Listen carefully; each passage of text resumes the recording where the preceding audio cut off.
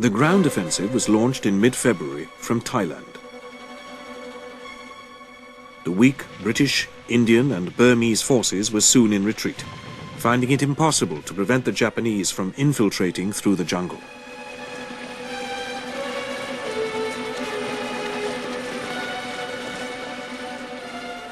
The Japanese entered Rangoon on the 8th of March and then pursued the British northwards. Chinese forces tried to help, but they too were soon forced to retreat.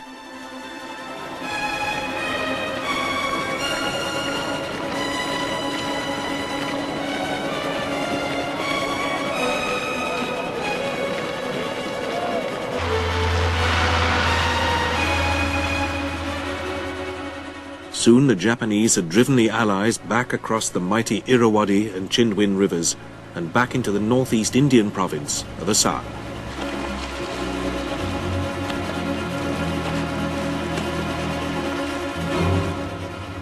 This meant that the Burma Road, the one route that the Western Allies could use to keep Chiang Kai-shek supplied, was closed.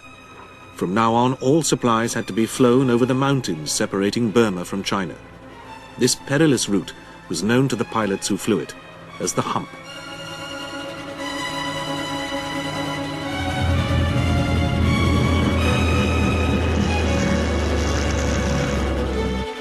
The spectacular overrunning of Malaya and Burma convinced the British troops that the Japanese were far superior to them in jungle warfare. Morale was not helped by a wave of unrest as Indians agitated for independence from Britain. This kept many troops tied down on internal security duties. A Japanese naval squadron also entered the Indian Ocean in April 1942. It sent aircraft to attack Colombo, capital of Ceylon, now Sri Lanka. The Japanese also made a series of landings in New Guinea and on the Solomon Islands.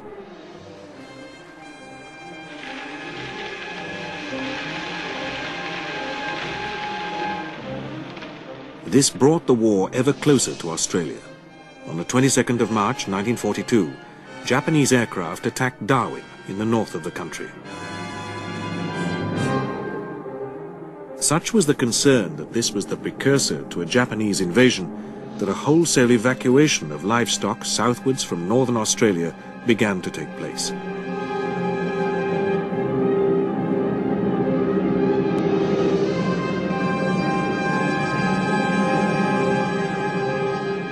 It seemed as though nothing could stop the victorious Japanese from achieving their objective of a large Pacific and Asian empire.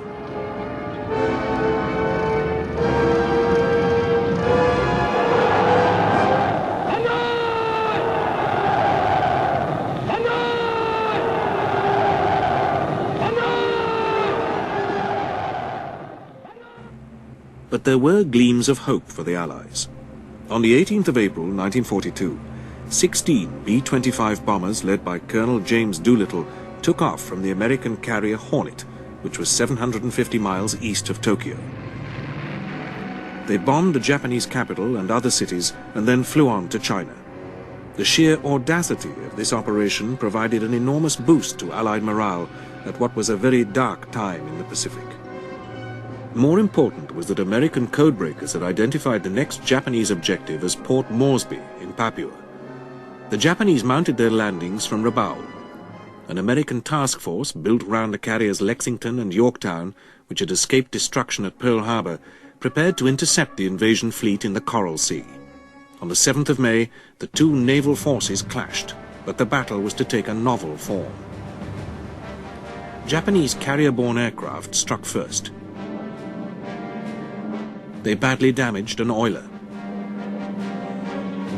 The Americans then located and flew sorties against the Japanese carrier force and its escorts.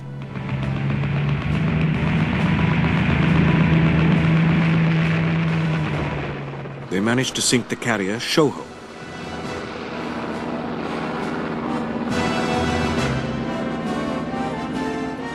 The Japanese failed to locate the American carriers, and they decided to postpone the landing operation for 2 days. Not all American aircraft, however, landed back intact. Next morning there were further strikes against each side's carriers.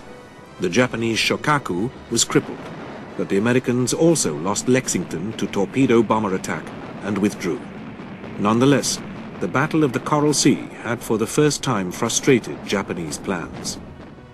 But they had drawn up another plan for landings in the Aleutian Islands and for an attack on Midway Island, which they called Pearl Harbor's Sentry. Again, American intelligence gained knowledge of the plan.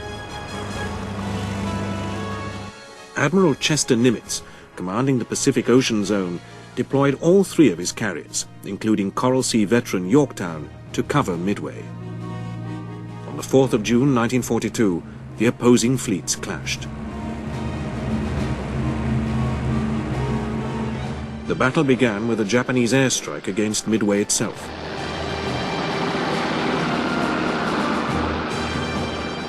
The aim of this was to destroy the American Air Force on the island.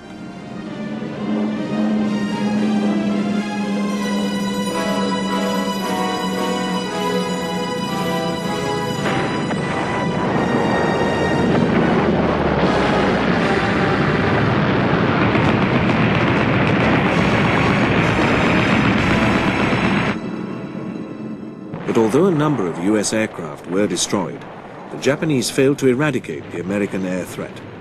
The Japanese commander, Admiral Chuichi Naguma, therefore ordered another attack on the island. But the Americans had located the Japanese carriers. Naguma's decision to attack Midway again meant changing over from torpedoes to bombs and rebriefing the crews. His crowded carriers were at their most vulnerable.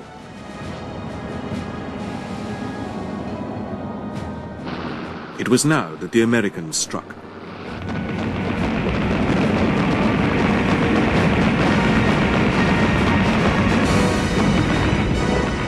Naguma's carriers managed to repulse the first wave, shooting down most of the attackers.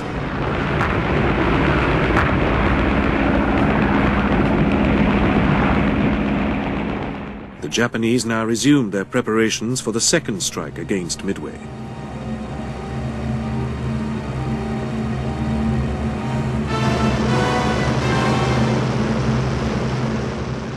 But before they could launch their aircraft, another group of American planes was overhead.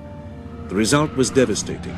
Within 5 minutes, 3 out of the 4 Japanese carriers were crippled.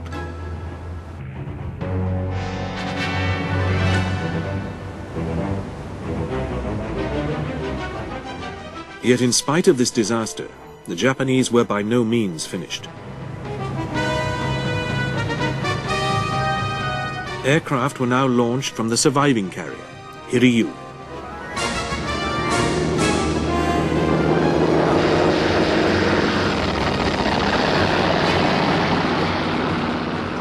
Their target was the American carriers.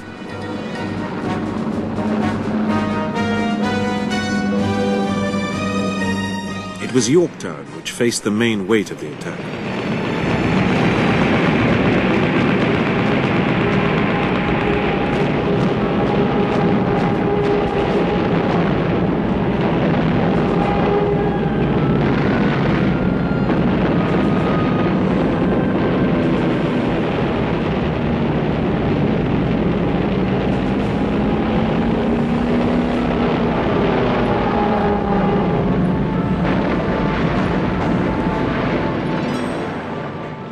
In spite of a determined defense, some Japanese aircraft got through.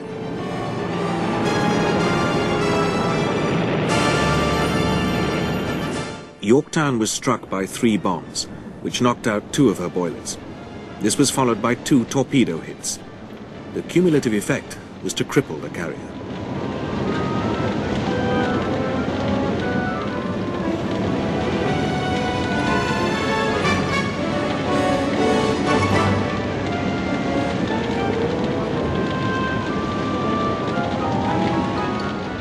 Not until the afternoon of the following day was the battle resumed. American aircraft attacked the Hiryu and so damaged her that she had to be scuttled. The Battle of Midway was to prove the turning point of the war in the Pacific.